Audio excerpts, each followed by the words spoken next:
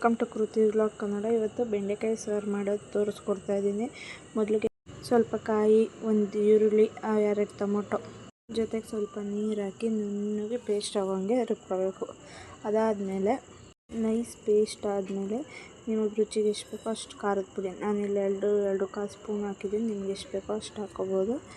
ಅದನ್ನು ಚೆನ್ನಾಗಿ ನುಣ್ಣಗೆ ಪೇಸ್ಟ್ ಮಾಡ್ಕೋಬೇಕು. ಅದಾದಮೇಲೆ ಮಸಾಲೆ ಎಲ್ಲ ರುಬ್ಕೊಂಡಾದ್ಮೇಲೆ ಬೆಂಡೆಕಾಯಿನ ಮೊದಲು ತೊಳೆದು ಚೆನ್ನಾಗಿ ಅದನ್ನು ಒರೆಸ್ಬಿಟ್ಟು ಸಣ್ಣಗೆ ಹಚ್ಕೊತಾ ಇದ್ದೀನಿ.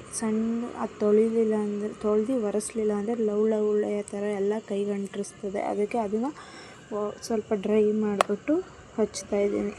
ಅದೆಲ್ಲ ಹಚ್ಚಾದ ನಂತರ ಮೊದಲು ಬಾಣಲಿಗೆ ಹಂಗೆ ಬರೀ ಬೆಂಡೆಕಾಯಿ ಹಾಕಿ ಅದು ಬೆಂಡೆಕಾಯಿ ಬರೋ ಲವಳೆ ಎಲ್ಲ ಹೋಗೋಂಗೆ ಚೆನ್ನಾಗಿ ಹುರ್ಕೋಬೇಕು. ಅದು ಚೆನ್ನಾಗಿ ಲವಳೆ ಹೋಗೋ ತನಕ ಉರಿಲಿಲ್ಲ ಅಂದರೆ ಅದು ಸಾಂಬಾರಲ್ಲೆಲ್ಲ ಬರೀ ಲವಳೆ ಥರನೇ ಸಿಗ್ತಾ ಇರುತ್ತೆ, ಚೆನ್ನಾಗಿರಲ್ಲ ಸಾಂಬಾರು.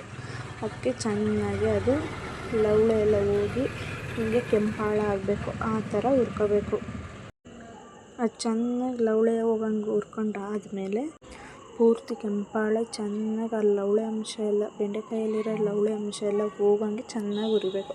ಅದು ಹುರಿದಾದ್ಮೇಲೆ ಬೇರೆ ಪಾತ್ರೆಗೆ ಒಗ್ಗರಣೆ ಹಾಕಬೇಕು. ಅದಕ್ಕೆ ಎಣ್ಣೆ, ಸಾಸಿವೆ, ಈ ಎತ್ತಿಟ್ಕೊಂಡಿರ್ತೀವಲ್ಲ ಆ ಬೆಂಡೆಕಾಯಿ ಹಾಕಿ ಎಣ್ಣೆಯಲ್ಲಿ ಚೆನ್ನಾಗಿ ಒಂದು 2 ನಿಮಿಷ ಫ್ರೈ ಮಾಡಬೇಕು.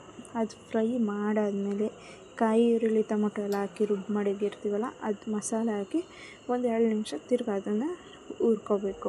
ಅದು ಹುರಿದಾದ್ಮೇಲೆ ಅದೇ ಜಾರಲ್ಲಿರೋ ನೀರು ಹುಯ್ದು ಚೆನ್ನಾಗಿ ಒಂದು 5-10 ನಿಮಿಷ ಕುದಿಸಿ, ಅದಾದಮೇಲೆ ರುಚಿಗೆ ತಕ್ಕಷ್ಟು ಉಪ್ಪು, ಅದು ವೀಡಿಯೋ ಸ್ಕಿಪ್ ಆಗಿಬಿಟ್ಟಿದೆ, ಉಪ್ಪು ಹಾಕಿದ್ದು, ರುಚಿಗೆ ತಕ್ಕಷ್ಟು ಉಪ್ಪು ಹಾಕಿ ಚೆನ್ನಾಗಿ ಕುದಿಸಿದ್ರೆ ರುಚಿಕರವಾದ ಒಂದು 5-10 ನಿಮಿಷ ಚೆನ್ನಾಗಿ ಕುದಿಸಿದ್ರೆ ಬೆಂಡೆಕಾಯಿ ಸಾರು ತುಂಬ ಚೆನ್ನಾಗಿ ರುಚಿಯಾಗಿರುತ್ತೆ.